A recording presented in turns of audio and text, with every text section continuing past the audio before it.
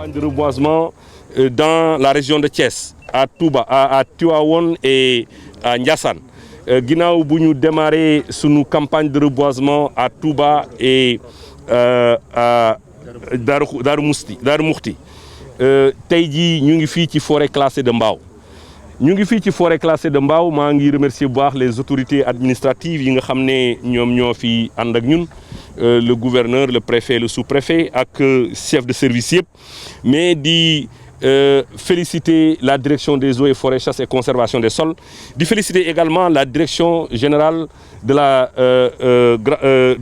la reforestation et de la grande muraille verte ki nga xam ne partie prenante la ci activité boo xam bi nga xam ne moom la ñuy mëne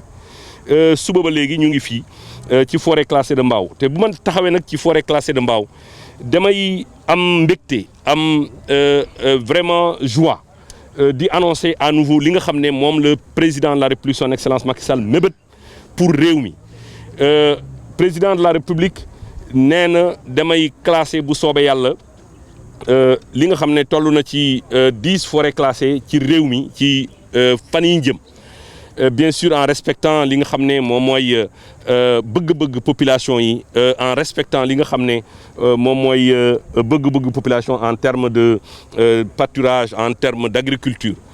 beneen mbir moomu mooy le président de la République mu jëlee dogal classé lu toll nii 10 forêts classées lu toll nii 75 000 hectares loolu c'est une décision historique et c'est un bonheur en tant que ministre de l'environnement ma ci delluwaat ma si ñëwaat à plusieurs reprises parce que comme ni ngeen ko xamee sunu réew dafa am lu toll ni 186 forêts classées 186 forêts classées yi nga xam ne réew mi am na ko classement bu njëkk bi ñu ngi ko def en octobre 1930 fële ci Casamance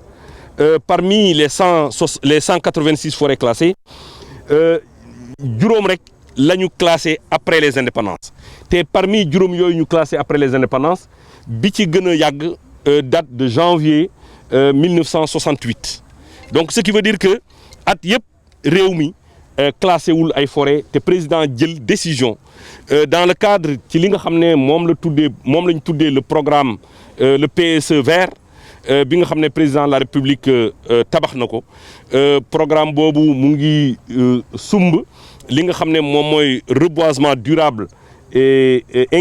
inclusif du territoire national mu nekk programme bu am solo mu nekk programme bu am doole donc geste boobu action boobu bu ko président de la République defee ma taxaw fii ci digg forêt classée de Mbao damay am mbégte di ci ñëwaat di ko baamtuwaat beneen mbégte bi ma am mooy président de la République toujours ci élan bi nga xam ne jël na ko pour la protection de notre patrimoine forestier jël na lu toll ni 10 hectares ci ancien aéroport bi nga xam ne moom mooy Léopold Sédar Senghor pour mu classer ko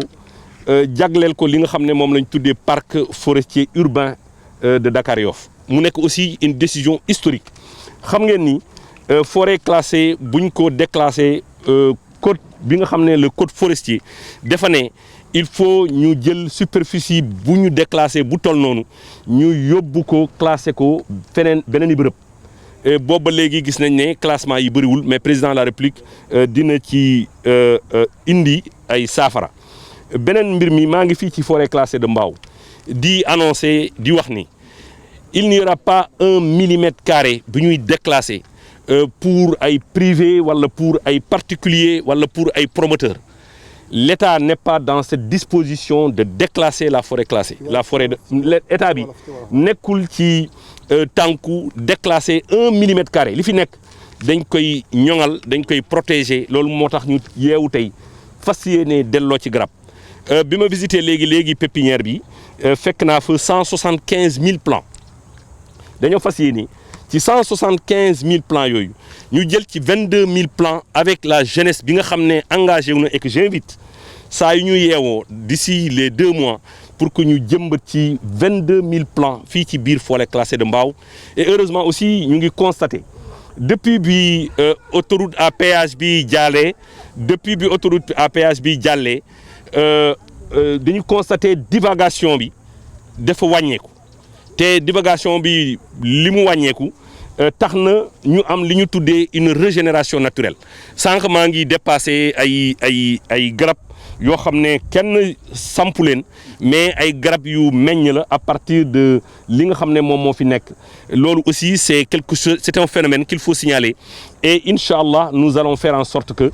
forêt bi répondre aux normes yi nga xam ne moom mooy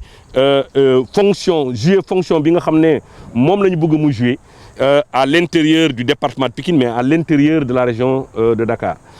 beneen bi mooy xam ngeen ni fan yi ñu génn département de Pikine à travers le maire demandé na pour que compte tenu aujourd'hui de la démographie ñu wutal Pikine département de Pikine ay sëk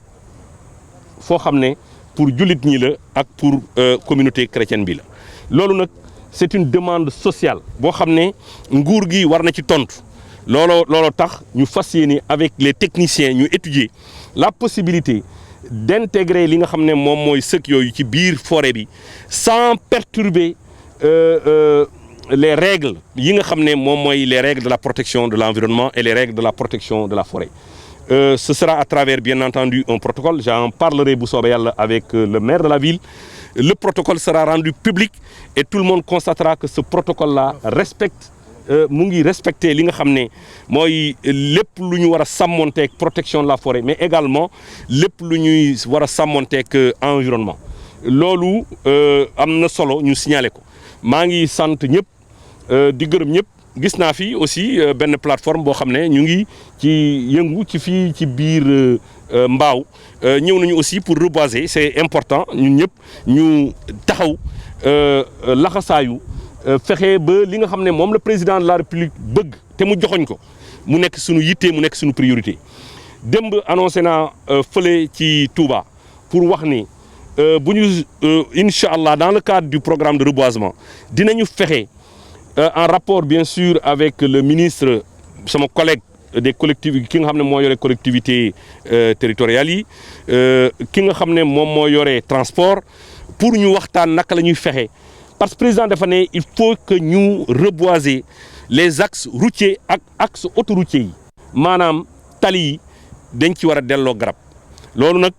incha allah appel wala directive la bi nga xam ne dégg nañ ko bu soobee yàlla dinañ ko jëfee moo tax ñu fas yéene